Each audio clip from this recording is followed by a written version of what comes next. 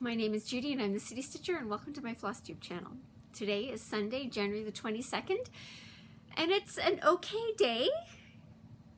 I woke up to big fluffy snowflakes falling. Yeah, snowflakes. Anyway, it's January. I live in Canada. What was I expecting? So yes, there was snow that came today. Sorry, I'm just looking at the cords going. I'm trying to make sure we don't have another repeat offense of lights falling over and things like that. So the temperatures have been pretty good. There hasn't been snow until this morning, which that's okay too. It's winter. Yes, there's snow. It's fine. Anyway, yeah, so the weather is the weather. Yesterday, however, it was a bright, sunshiny day where I was in the sunroom, not to sit and stitch, but I was in the sunroom and went, if it's this sunny on Sunday, we are filming out here.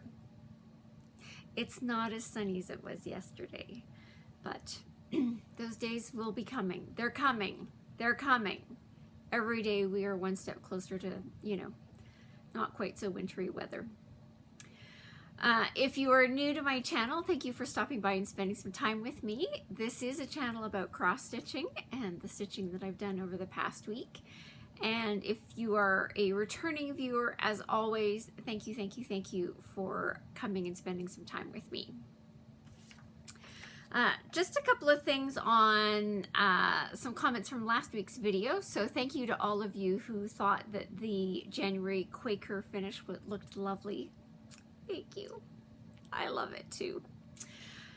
Yeah, I think it's, yeah, I was very pleased with it. I enjoyed stitching it, which is also great, because sometimes there are pieces I work on where I don't necessarily enjoy all of the stitching, but love the outcome. That one I loved stitching on it. It was great. So it'll be fun to see how that goes over the course of this year as I work on all of the monthly Quakers. H. Eden left me a comment about, you know, yes, she liked the January finish, and sort of made a comment that she was looking to do sort of something monthly related, but she wasn't sure that she liked all of, you know, generally sort of about the months that, for people in her family. But she didn't necessarily love all of one designer. So I'm just going to highlight one thing in case you don't know. So Shannon Christine, so yeah, like the Country Cottage Needleworks, the cottage of the month, but they're all cottages, and you may not like all of the cottages from the heart, all of the monthly Quakers, but you may not like all of the Quakers.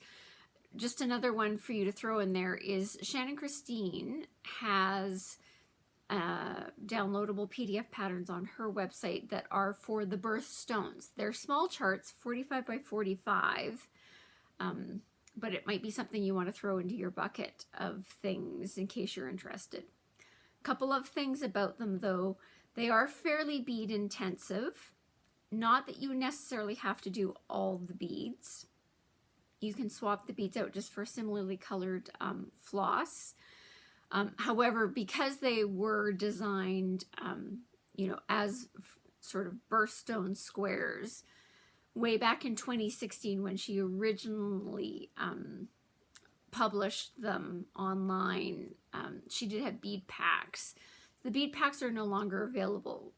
So if you're looking for something for the center part of each of those designs, they were originally designed for sort of a bead that you could purchase in a bead pack from her.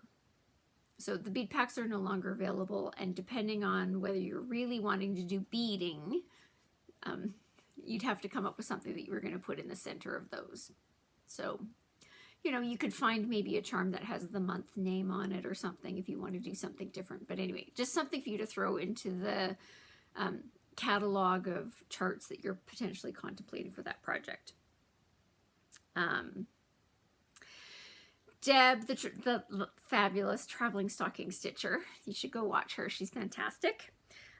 Had a really great comment about my response to Jay's question about beading on a Q-snap.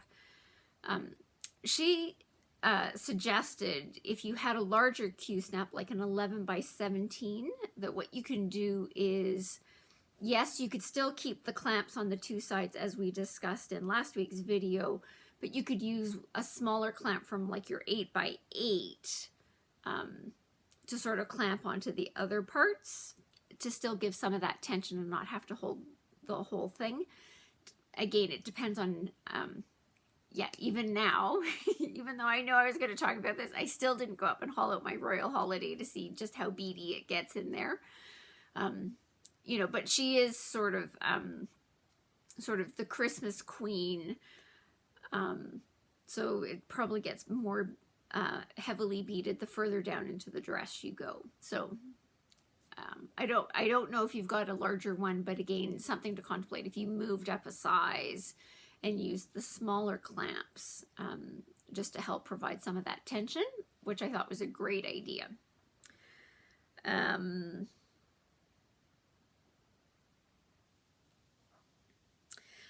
Jay did ask me how I was doing on my regime for my hands and nails. So technically, okay, regime, that sounds like I'm really good and regular about treating my hands and nails, which I'm gonna fail at, you know, until I get to the things. And certainly this week, please don't look closely at my hands. I've been doing trying to clean out some stuff out of the basement.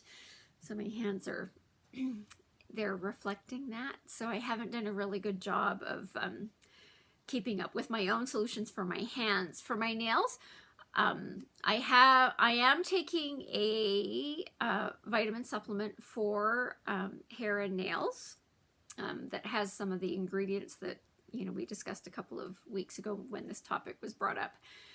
So I am taking a new vitamin supplement, so I'm giving it some time to kick in and really see if it's changing things. The nail oil, which somebody said, really, I do need to try that. I've got some nail oil in my in my Amazon cart.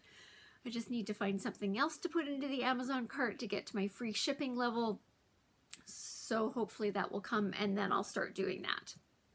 So yeah, check back later on that one. Katie S was fantastic. She responded to last week's video because she'd already responded to one question, and thank you for watching again and commenting and for writing your answer. So she does have fabric flare 36 count even weave in her own personal stash, and she goes, it is a true even weave, not a linen. So that was awesome. Thank you for giving me that answer. I did spend some time this week looking a little bit at fabric flare options, now that I know that the 36 count is an even weave. So there's a couple of charts that I have in my stash.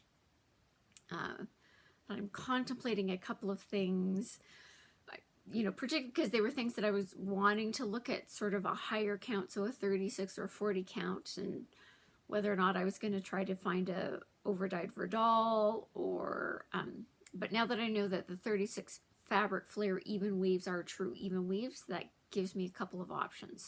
So there might need to be some purchasing going on at some point this year. And the other problem is I was looking at the fabrics on their website and, you know, found a couple of other things where I was like, ooh, that might look fantastic. Anyway, I haven't pulled the pin on anything because I also, you can order directly from Fabric Flare itself. They have their own website that you can order their fabrics from. Stitchery Express does carry Fabric Flare fabrics as well, so that's another option. She pointed out that on 123 Stitch you can get Fabric Flare 36 count even weave, although I think it's limited to white and cream or maybe ivory. Anyway, whatever the second one is, I went, it's yellow, so I ignored that and went, wait. Anyway. So it gave me some options, but Katie, thank you for letting me know that you've got it in your own stash, and you go, it is a true even weave. I might be having to add to stash. Thanks. And then Deborah asked a question about whether or not I hand wash my completed projects. She put a couple of caveats around that, but my answer is very simple, because my answer is no, I don't. I am very, very good about washing my hands before I sit down to stitch. And usually I stitch for a bit and then I do something else. And because I've done something else, I have to wash my hands again before I come back and sit and stitch again. So I have not, over the course of my lifetime, ever washed something at the end of the project. I haven't felt it necessary.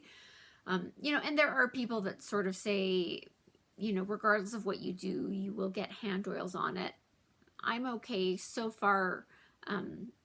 None of my projects are, you know, showing the telltale signs of anything happening. You know, what they're going to look like 100 years from now, I'll never know. As I am the last stitcher in my family, you know, where my projects go after I'm dead is anybody's guess. Okay, some of them have got some targeted homes, but, you know, I don't know where all of them are going to go, and I'm not that worried. I know from the projects that, you know, again, I don't have a lot of family antiques of needlework that they've done. Probably the oldest stuff that we've got in my family is probably about, well, it's probably 70, 75 years, and none of them are really showing anything age related, so I'm fine. I certainly, you know, she did make some comments like, if you're using an over-dyed fabric, just careful on those things. They aren't necessarily color fast. Over-dyed flosses, you are at risk that those are not necessarily color fast. Silks, if I used a project like my chatelaine, like there was absolutely, utterly, unequivocally no way I was going to wash that thing at the end, because there was a lot of silks, over-dyed silks, you know, very intense reds, some very intense colors, and if anything had bled, like it would have ruined all of the stitching. And after having spent a year stitching on that thing, like there is no way. So I don't, you know, if I noticed some kind of staining on it, from whatever I suppose I might spot clean, I don't know. It's just, I haven't had that experience in my stitching life. So, my easy answer is no. How's that? All right. There's that. Let's get into some stitching. I'm expecting this is actually going to be a pretty short episode. I did do some stitching this week. Not as much stitching as I wanted to, and I'll talk about that when we get there. So let's get into it. So let's start off with this year's ABC chart that I'm working on. So this is by Little House Needleworks. This is the spring ABCs. That's what it's going to look like. So where did I get to this week on this one? Well, so since I'm back to my good regularly scheduled videoing or getting my videos done plan on a Sunday. So I did all of that last Sunday, you know, did all the things, got it up. I was also trying to get it to bed at a reasonable hour. So I sat down and I did a little bit of stitching and went, that's close enough. As I was getting ready to record this video, I looked at it and went, you probably should have done a little bit more. Anyway, but I have a new plan. So I am stitching this on a 28 count Star Sapphire Jobelan by Witchelt. Not exactly using the called for colors. Most importantly, this variegated thread that I'm using for the letters is Threadworx. I think it's 011311, but check the note section down below because it'll be specifically noted down there. The other colors I'm using the concept of the color, if not the exact color. So what did I do? All I did this week was put in this vine. So my new plan, when I started off the year, I said I'm going to do another ABC thing, and my goal was going to be similar to Sampler of Stitches. Started this one, and I have discovered that each of these letters is way smaller than what was required for the Sampler of Stitches blocks. So my new goal, instead of getting one letter done every 2 weeks, my new goal is that I want to have one letter done every week. So theoretically, by the time we get halfway through the year, this should be done. Which, don't worry, I'm going to move on to another alphabet thing after that. Don't you worry, I've got plans for that already. So I kind of went, you know, because I got a little ahead because I had the D done, and I was like, yeah, you're fine, put this in, and then stopped. I didn't put the flowers that are in here when I was stitching this because they continue down here to the part, this plant continues down here where the letter D is. And I didn't want to sort of do the flowers here, stop, and then have to potentially do more flowers down below. I was just like, let's be done with that. If we're going to do the flowers, we're going to do them all together. Because they're those ones where you go, it's 4 stitches of one color and then yellow for the center. It's the finicky flowers. Not terribly finicky, but I've done a lot of those over the course of doing the cottages of the month. So I was just like, let's just get those done at once. So my goal for today's stitching, quite frankly, is to be fully finished to D. And quite frankly, I really would prefer, I feel like I can get down to E. As always, I don't feel like it's a bad thing to get a little bit ahead, because that gives me a little bit of flexibility in my schedule in case something goes weird. You know, I go off on some vacation where I'm not taking stitching, it'll be fine. So as you'll notice, I've still got my big, huge, gigantic, you know, blanket of fabric here. Still have not quite cut it off. I'm expecting by the time I get down to here that I'll be feeling good about. When I hauled it out again today, again, it gives you that distance of time. You know, you work on it, you put it away, you haul it out again. You look at it at nighttime, you look at it in daylight, you look at it in... I do think I'm happy with my fabric choices for this. I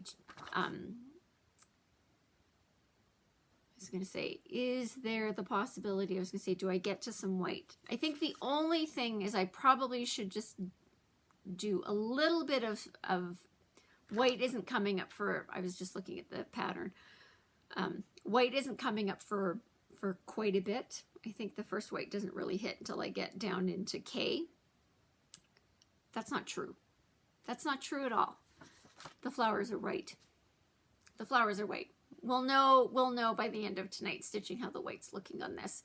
But I think at that point I'll be going, okay, I'm comfortable with how this is looking on the 28 count Star Sapphire Jobelan, and we'll finally be able to cut this down and put the rest of the big fabric back into stash.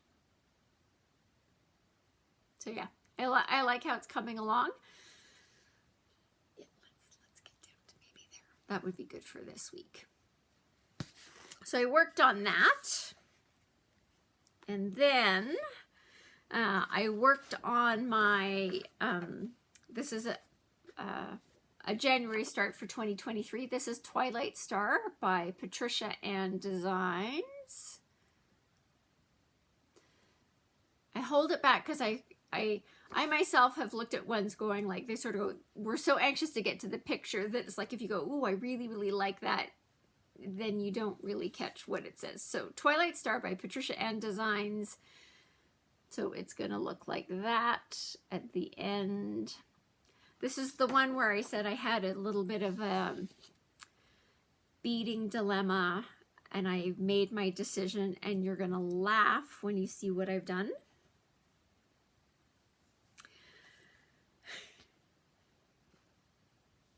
So I was looking at my Q-Snap collection, which is a collection of Q-Snaps from that I myself have purchased, as well as Q-Snaps that I've gotten from a couple of relatives and a friend who were destashing.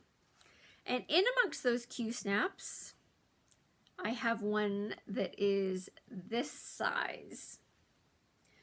So what I did this week is I did all of my stitching down to, I actually did stitching all the way to there, because that fit on the Q-Snap, the Q-Snap that I showed last week, the 8x8. And then I did all of the beading in that top part, except for the large charm that goes in the center of this snowflake up here. The Mill Hill treasure that goes in there is a snowflake.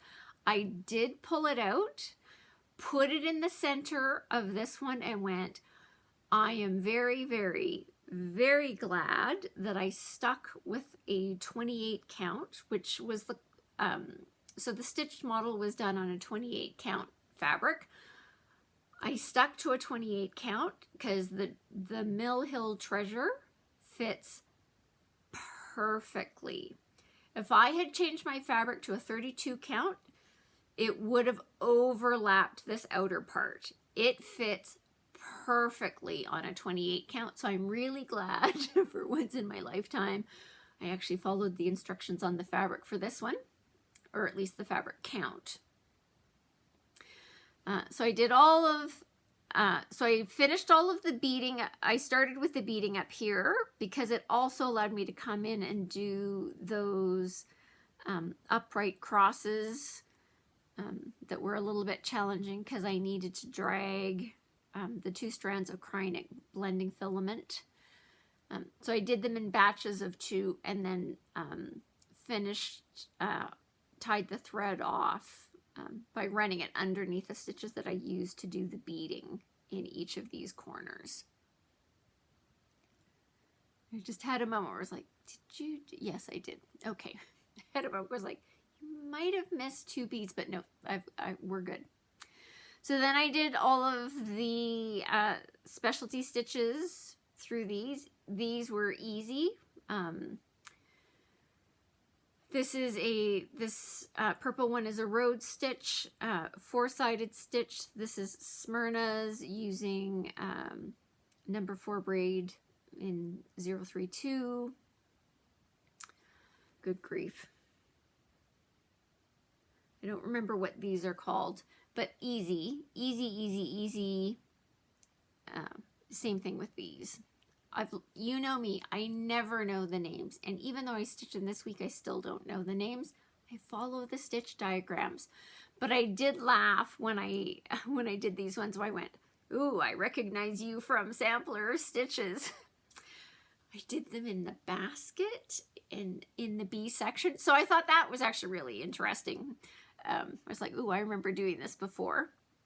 So there's beads in between all of those rows. There's beads in between the stitches here. This variegated is Karen Waterlily's Amethyst. These are Scotch stitches with eyelets in between, so an alternating Scotch stitch, eyelet stitch, Scotch stitch, etc. all the way across. All of this is Smyrna's, believe it or not. This is a Smyrna intensive pattern, let me tell you. You know, did this. Here's that Karen Waterlilies again. I think it's lovely. Lovely, lovely. I was really hoping that I was going to have, this is band 12 finished by today, and I didn't get that done. So there's specialty stitches that go in between here. There's beads for this, and then the reverse of this to finish off the bottom. So that's going to get done this week. So I've looked ahead and where's my pattern again? Looked at sort of the upcoming specialty stitches, and they're not that bad, right? Sort of once I get this one done, well, this one I know what to do because I already did it. It's the reverse of that. These should go fairly quickly, so it will be interesting. I do think I'm on track for a finish this month, which would be great. It means it would be 2 finishes, 2 finishes already in 2023, which I think that would be a fantastic start to the year. So I'm hoping I can get that accomplished. I don't know that I will have it completely finished by next week's video. Not sure about that. We'll see how fast some of this goes. But yeah, I love how this is coming along. Let me just take my board and put it behind this.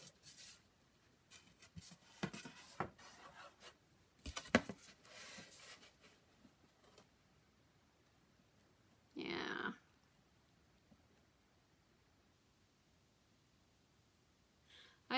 Yeah, I think it looks lovely, and I think it's going to look fantastic at the end. As usual, I'm really glad I started this project. Just a little bit about this Q-snap. This is an unusual size. I know I was in a fabric store here. Can't remember what I was looking for, but I was in their Notion section, and they had their sort of version of Q-snaps. And I will say the quilting version of Q-snaps do appear to come in different sizes. So I know for sure that this is one that I got from somebody's destashing. I think it's a quilting size, but it fit perfectly on this, you know, because I did everything to there and had it fully beaded, and now I'm just working my way down. It's great. Yeah. So this, I'm happy with this decision. I am glad that I'm beading as I'm going. Not that there's like a huge amount of beads, but yeah, I was just like, yeah, no, I'm okay that I'm beading this as I go. Now again, I'm comfortable with beading this particular project because I have this unusual sized Q-snap that lets me do it this way. So yeah, happy with the progress. And that's all the stitching that I've got for you this week. All right, sorry, I'm just getting organized. Okay, move this as well. All right, in terms of stash acquisitions, I didn't do a very good job. I bought 2 charts off of Etsy. One was from Soda Stitch. It's Christmas themed. I now need to make a trip to Traditional Stitches because I think they've got the fabric that I want to stitch it on. Once I get the fabric, I will show you the chart because I want to stitch it on a fabric that looks like what their sample is stitched on. By Soda Stitch, they were having a 20% off sale. I don't know if it's still on. And then I bought another chart also off of an Etsy seller, you know, because it was sitting in my cart and I got the notification that it was 50% off, and I went, all right, fine. So I bought it, but I didn't print anything out, and I don't even remember what the name of it is. So I bought 2 charts this week. I spent $10 on Etsy. And that's it for stash acquisitions. So for me, I'm very well behaved. I'm looking at spending more money on fabric, but I haven't pulled the pin on that one yet. So anyway, so that's it for stash acquisitions. 2 charts off of Etsy. Just a quick reminder for anybody who is in the greater Calgary area that our library stitching get-together is going to be occurring this Saturday coming up, Saturday, January 28th at the Signal Hill Library. The address for that is also in the notes section down below. From 1:30 p.m. to 4:30 p.m. It's an afternoon stitch because that's the time frame when I was able to get the booking at the library. I'm expecting by next Sunday I'll be able to tell you what the date is for the February library get-together will be. So if you are in the greater Calgary area and you would like to come meet some lovely stitchers at the library, feel free to come on by. You don't need to let me know in advance. We've got room for more stitchers, and it's a lovely group of stitchers that we've got meeting together. All right, that's it for sort of announcements. So we're now on to the topic, which is organization goals for 2023. These are my organization goals, and I'm saying they're for the year because then I don't have to try to get everything done in one go. I'd say, yeah, probably, I would say it was probably 2020, which is when I started to say I needed to go through my stash and actually start putting everything into my X-Stitch app. And it was a huge project because I didn't have most of it in my X-Stitch app. So I went through all of my charts and made sure that they were in my X-Stitch app. I use okay, this is where it's hard for me to tell. When I bought X-Stitch, or I didn't buy it because it was originally free. I think it was free, or if it wasn't free, it was very, very cheap. I don't know what the current price of it is now, because now that I have it, I can't see what the price is for everybody else. I'm also in Canada, so it's not necessarily the price if you go into the US. But I got X-Stitch, just straight up X-Stitch. If you're looking in your app store, you will also see that there is an X-Stitch Plus. As far as I know, because I only have X-Stitch, I do not have X-Stitch Plus. I think the big difference is that the X-Stitch Plus lets you specifically keep track of your Mill Hill beads. But again, I don't have it, I don't know. As far as I'm concerned, X-Stitch provides all of the functionality that I need it to have at this point in time. So I haven't felt the need to go up to X-Stitch Plus. X-Stitch Plus is an app that is a subscriber app, which means you need to pay an annual fee to keep that going. So I don't have the X-Stitch Plus, I just have the regular X-Stitch. And so let's call it 2020. I started on my journey, and it was a journey, and it took a long time to get my stash into my X-Stitch app. So all of my charts, except for the electronic ones, so all of my paper charts are in there. All of my fabric is in there, and it has the details in it. So it tells me what colors, counts, and the size of the fabric in there. And I have found that to be incredibly helpful, very helpful. You know, so as I was kitting up the projects for 2023, you know, it's always a journey to get through the kitting up the next year. You know, I could sort of pick a project and say, okay, I want to, like, let's do something basic like Twilight Star. I want to stitch this on a white fabric. Now, I've clearly got quite a few pieces of white fabric in my stash. So I got to look in my app and sort of say, okay, what counts do I have it in? How much do I have in 28? What do I have in 32? What are the sizes of the fabric? What do I have in Lugana versus Jobelan? I was not planning on stitching it on linen, so I cruised right past the linen options. But I found it very helpful, as particularly I was adding the fabric for the 2023 projects, because I could look at what I had and sort of say, okay, it's white.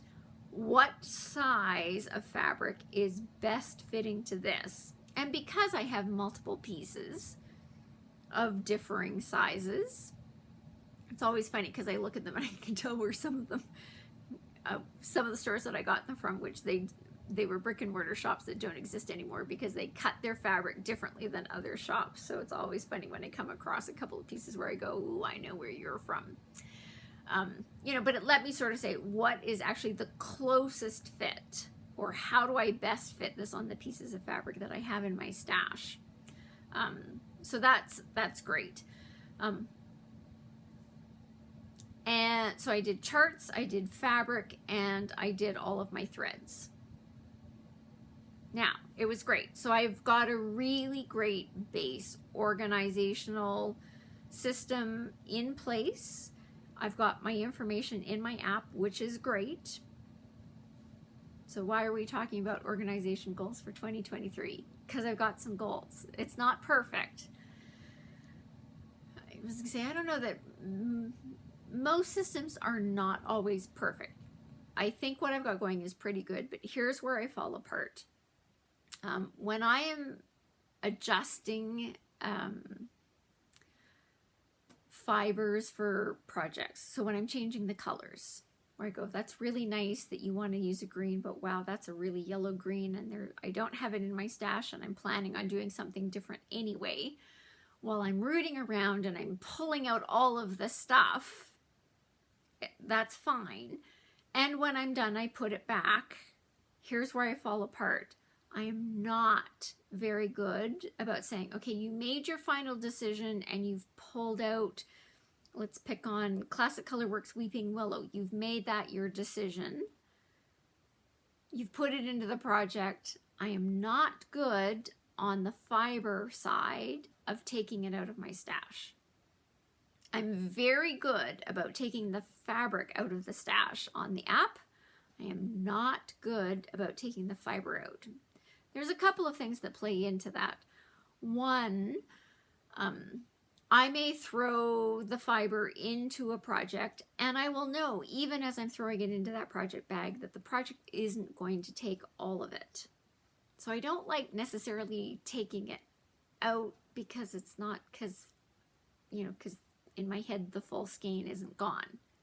Now, my other problem is I've thrown it into a project bag, which means I've got no hope of finding it again. So if I've only got one skein of something, really, when I put it into a project bag, I should take it out of the app, and I don't.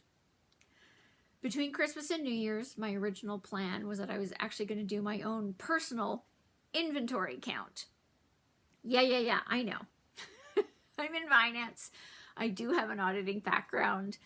I can't help myself. My training comes in and it's like going, year end, you should do your year end inventory count and, just true up the numbers in the app. Well, that didn't happen, which is totally fine. This is not a life and death thing. And trust me, my accountant doesn't care whether I did inventory year end or not. But I do need to update it, and I should go through with it. So one of my goals is to figure out a time where I can actually devote the appropriate amount of time of actually going through the fiber stash and truing up the numbers that I have in the app. So if there are threads sitting in project bags, so whether it's, the start on 2024, 5 and 6 projects, or projects that are sitting in, my kitted but not committed, thank you, Deb, collection, those should not be sitting in the app. So I should take them out. I'm very good when I'm starting to kit stuff up about going to the things that I've already got started, you know, those partial skeins of things, I start there for everything to see whether I've already got something started and moving on. The only times where that isn't my starting point is if something clearly says on the instructions you're going to need multiple skeins of something. If I need multiple skeins of something, I buy the multiple skeins up front. Or kit it with, not necessarily, it depends on what I've got in stash. But I start with those. I don't start with a partial. I go, if it says I need 2 skeins, I get 2 skeins. I've got one where it says if you need 3 skeins, I get the 3 skeins and call it a day. So I need to true up my floss stash.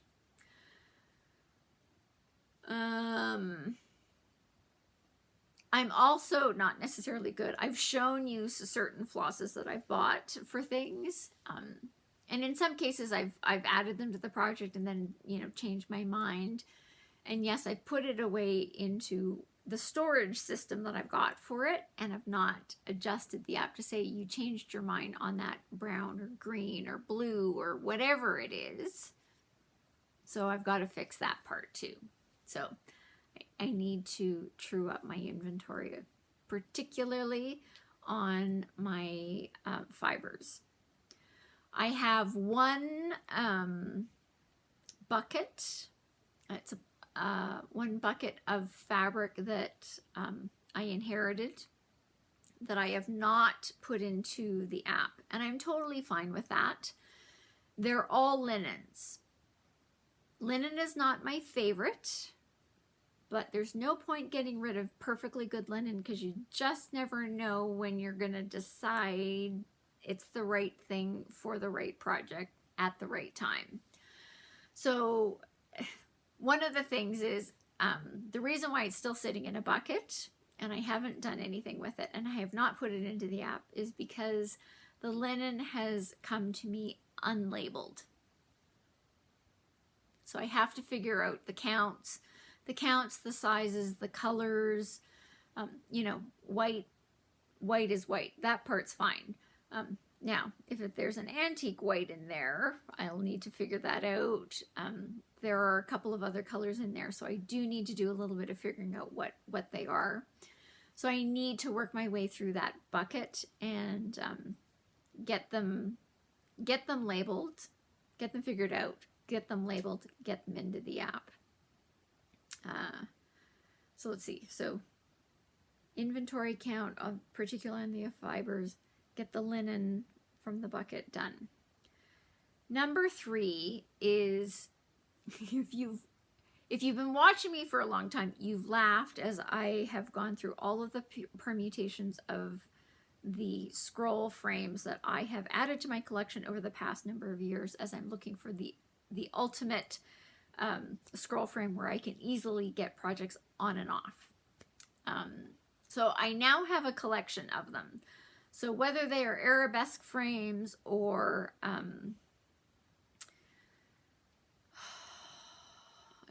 I can't even remember the name of the other one.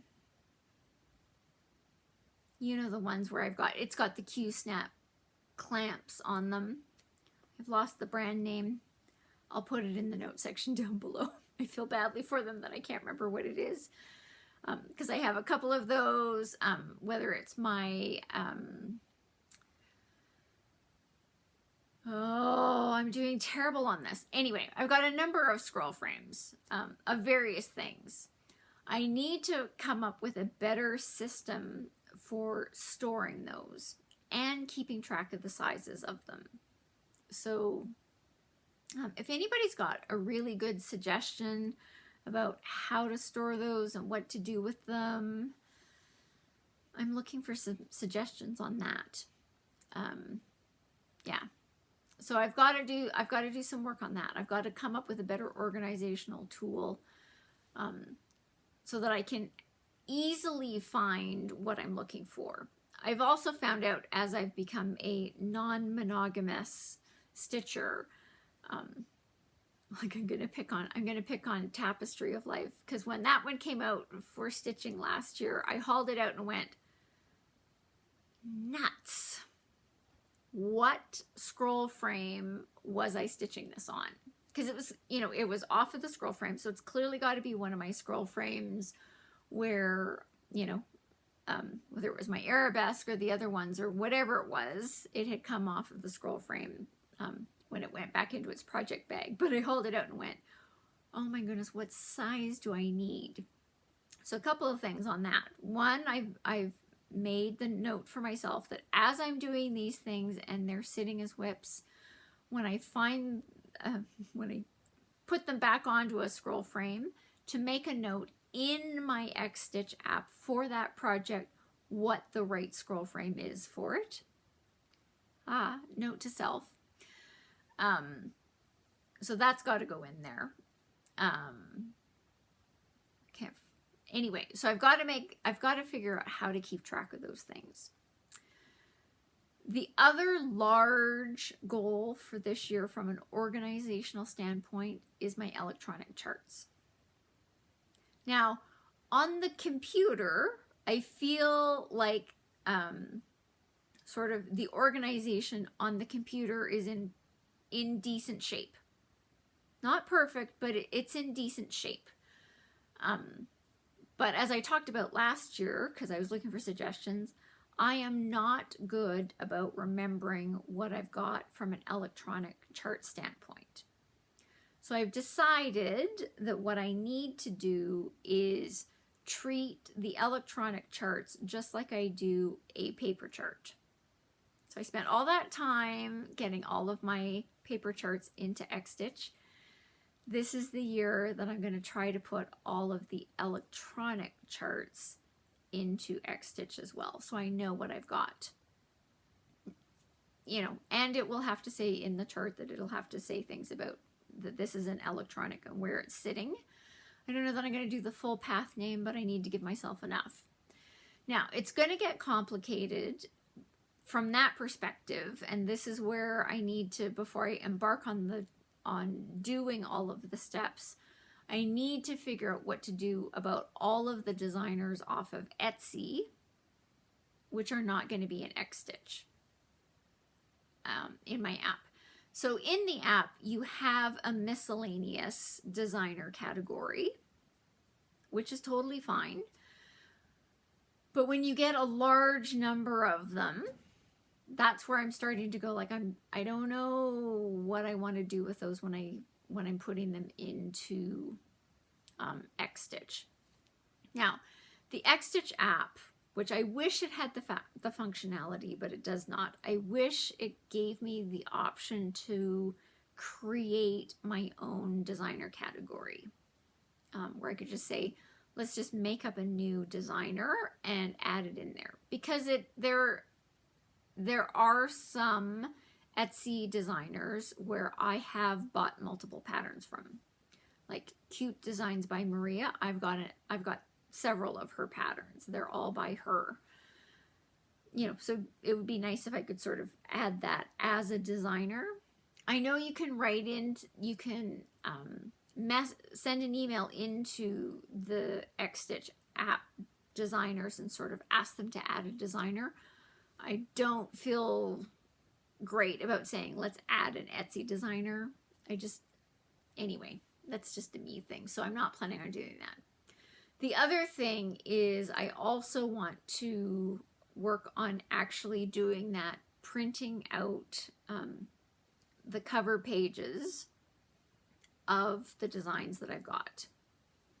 So I need to embark on that journey, put them into a binder, in a binder, so that I can actually flip through those and go, ooh, right, you bought that pattern off of Etsy. You should do that. You should fit that into your plan. It's very easy for me to find designs, have found some designs on Etsy and went, that's fantastic. Purchased the chart, downloaded the chart, I'm good about that, and then forgetting about it. And that occurred, so the reason why that occurred to me is I stumbled across that autumn wreath chart that we talked about last year, because I've now bought all of the DMC floss for it, and I've bought the fabric for it. It's still not sitting in the 5-year plan. That's not the point. But I found it again and went, oh yeah, that's a really, I remember buying that. I remember buying that. And it doesn't occur to me when I'm doing a lot of my planning, when I don't have the physical chart, to remember that I should be going through my electronic charts. And as I have become a fan of Markup RXP, because it does let me use unsupported designers more easily, as far as I've tried, more easily in there than in Pattern Keeper.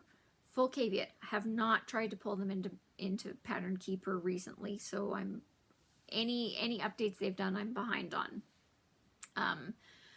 But Markup RXP has allowed me to pull in a lot of unsupported designers into Markup RXP, and Markup RXP has changed my stitching life. So I'm using that one a lot for a lot of my stitching, to keep track of stuff. So I need to come up with a way to, I need to come up with that binder with the cover pages of them, so that I can actually flip through them and look at them and go, oh right, that's what that looks like, as well as figuring out how to get them into the Xstitch app. So some of them are easy, like I've got some of the electronic charts from Jan Hicks Creates, but Jan Hicks Creates is a designer that is on the designer list for Xstitch in my Xstitch app, so that's no problem. So I can just add those ones in there. It's the miscellaneous little known designers off of Etsy, because if I add all of that into one big gigantic miscellaneous designer category, I don't know. Anybody got some suggestions on that? Anyway, so those are sort of, I've got those categories. The electronic patterns is going to be the biggest task by far. So I need to do a little more planning behind the scenes about how I think I'm going to approach that. The fabric one is really, if I just, sat down on a weekend and devoted the time to it, I could probably get that done in fairly quick order. What else? I had the whole thing. Oh yeah, I need to do the inventory count. That needs to be, again, right? That's a weekend task. That's not going to be a weekday task, because I need to be able to go through. Again, should it take me hours and hours and hours? No, it shouldn't do that. I just need to make sure I can sort of sit down and say, okay, you've done this. I'm not going to do well if I say, well, because in case you're wondering, if it's like, well, do Classic Colorworks one weekend and Gentle Arts another weekend and Weeks Dye Works, I know it would sort of make sense where you could sort of say, like, just do it and be done, but I don't like that. In my head, I don't like that. Do I have any good reason? No, because I can overthink anything, where it's like, I just want to sit down and go, I've done the fibers. Why? Because here's why. I know, actually, it's just come to me. I know exactly why. Because in all of the inventory counts that I have been involved with in my working career, I know how they work. And the answer is, you sit down and you do the inventory count. And if it's broken up over the course of multiple days, which some of them have been, you're doing this all on this day, and you're doing all of this category on another day. You have to do it by category. And if you're going, yeah, Classic Colorworks can be a category, I know, but in my head I go, it's not a category, it's a subset. The category is threads, right? Anyway, so inventory count, do my unknown fabrics and get them figured out, labeled, figure out what to do with all my scroll frames, so I can do better, particularly about looking at them going like, so which one is the 20-inch scroll frame versus the 24-inch versus the 18-inch versus the whatever. I need to figure out what to do with that. So I need to come up with a better storage organizational system for that. And then the really big project is getting all of my electronic charts added into Xstitch and printing out the cover, the pattern covers for all of those, so I can put them into a binder so I can flip through them and treat them like all of my paper patterns. I was going to say real patterns. That's not right. They are real patterns. Treat them like paper patterns so that I am thinking about them more often, so that I can put them into my stitching plan and make progress on those as well. So if you've got any hints, suggestions, interesting ideas for me, would love to hear from you in the comment section down below. And with that, that wraps up everything that I've got for you for this week. I'm looking at the clock on the camera going, all right, it's not really a shorter one. We're coming up on an hour. So it was a standard length one. My funny story for you this week, and for some of you, you will see the ha-ha in it. For some of you, you will go too soon. But I'm going to say it anyway. As of today, it is 337 days until Christmas. Woohoo! And you'll be happy to know I have bought my first Christmas present. We're on our way. Yep. Yep, my first one is purchased.